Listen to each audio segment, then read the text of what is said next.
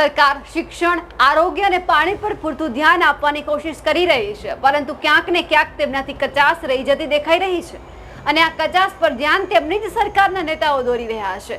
એક તરફ મુખ્યમંત્રી ભૂપેન્દ્ર પટેલ બાળકોને શાળા પ્રવેશ ઉત્સવ કરાવે છે, તો બીજી તરફ નરવી વાસ્તવિકતા કંઈક અલગ જ છે। તેમના જ નેતાઓ બાળકો જર્જરિત શાળામાં બેસી ભણતા હોય તેવું બતાવી રહ્યા છે અને વાત જ્યારે આરોગ્યની આવે ત્યારે પણ આ જ રીતે કોઈક નેતા સરકારના કાન પકડે છે। આ વખતે આરોગ્યને લઈ ખુદ મુખ્યમંત્રી ભૂપેન્દ્ર પટેલને જાણ કરવામાં આવી છે અને એ પણ ભાજપના કાર્યકર દ્વારા। નમસ્કાર, નિર્ભય ન્યૂઝ સાથે હું રિદ્ધિ। છોટાઉદેપુર ખાતે મુખ્યમંત્રી પ્રવેશ ઉત્સવની કાર્યક્રમ પતાવીને અચાનક જ છોટાઉદેપુર ખાતે 20 કરોડથી વધુના ખર્ચે બનતી સિવિલ હોસ્પિટલનું નિરીક્ષણ કરવા પહોંચ્યા।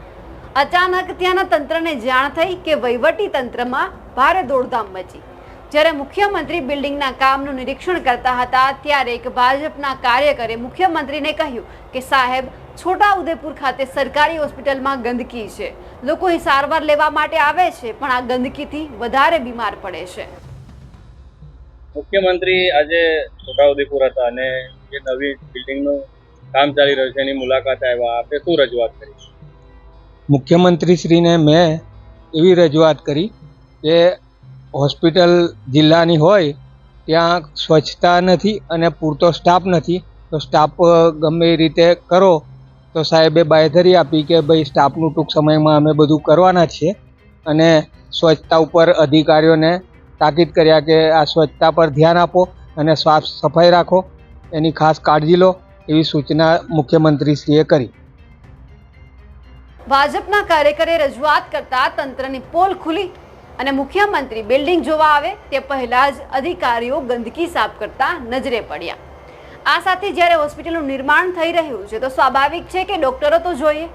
આવડી મોટી હોસ્પિટલ બને છે તો કેટલા ડોક્ટરો છે, કેટલાની જરૂર છે તે પણ અમે જાણ્યું। તેમાં પણ મોટો ઘટસ્ફોટ થયો છે। પહેલા એ સાંભળી લઈએ કે ડોક્ટરોની ઘટ વિશે ત્યાંના એક પ્રમુખે શું કહ્યું છે। આજે સીએમ સાહેબ જે શાળાની મુલાકાતે આવ્યા અને શાળા પ્રવેશોત્સવ દરમિયાન કાર્યક્રમ પતાવીને અત્રે ડિસ્ટ્રિક્ટ હોસ્પિટલના આ નવનિર્મિત દવાખાનામાં એમણે મુલાકાત લીધી છે। એમણે બધા જ ડિપાર્ટમેન્ટ્સની મુલાકાત અંદર લીધી છે। કોન્ટ્રાક્ટર્સ વગેરે બધા હાજર હતા, સીડીએમઓ હાજર હતા, હું પણ હાજર હતો અને એમણે જે દર્દીઓને એને જે કંઈ તકલીફ પડતી હોય છે, જે એક્સપર્ટ ડૉક્ટર્સ અહીંયા જે ઉપલબ્ધ નથી, સીડીએમઓ જોડે ઓર્થોપેડિક ડૉક્ટર્સ, એનેસ્થેટિસ્ટ વગેરે અને સર્જન, ક્લાસ 1 ઓફિસરની જે જગ્યાઓ ખાલી છે એ બાબતે ચર્ચા કરી તથા વહેલી તકે આ જગ્યાઓ સીએમ સેતુમાં, કોન્ટ્રાક્ચ્યુઅલમાં અને રેગ્યુલર તરીકે પણ એમણે પોસ્ટિંગ કરવાની બાંહેધરી આપેલી છે। આ જ રીતે આપણે પ્રાથમિક આરોગ્ય કેન્દ્ર અને સામૂહિક આરોગ્ય કેન્દ્રમાં પણ ડૉક્ટર્સની ઘણી બધી ઘટ છે, તો એ પણ ટૂંક સમયમાં બોન્ડેડ ડૉક્ટર્સની ભરતી કરવાની પણ અમને બાંહેધરી આપેલી છે અને ટૂંક સમયમાં આ સમસ્યાનો ઉકેલ આવશે, આ અમે પણ આશા રાખીએ છીએ। આમ સિવિલ હોસ્પિટલમાં તો સીડીએમઓનું જે છે મહેકમ તો ખાસું ક્લાસ 1 ઓફિસર્સની ઘણી બધી જગ્યા ખાલી છે અને અમને મળતા પણ નથી। અમે અવારનવાર ઇન્ટરવ્યૂ લઈએ છીએ પણ ખરા, પણ હા, અને ખાસ કરીને આપણે પ્રાથમિક આરોગ્ય કેન્દ્ર અને સામૂહિક આરોગ્ય કેન્દ્રમાં 85 ડૉક્ટર્સની નો મહેકમ છે અમારે, MBBS ડૉક્ટર, એની સામે 40 ડૉક્ટર જ ભરેલા છે, એટલે અમને 45 ડૉક્ટરની તો જગ્યા ખાલી છે। જે ડૉક્ટરોનો એપોઇન્ટમેન્ટ કરવામાં આવે છે એ પણ ટ્રાઇબલ વિસ્તાર વગેરેને જોઈને હાજર થતા નથી।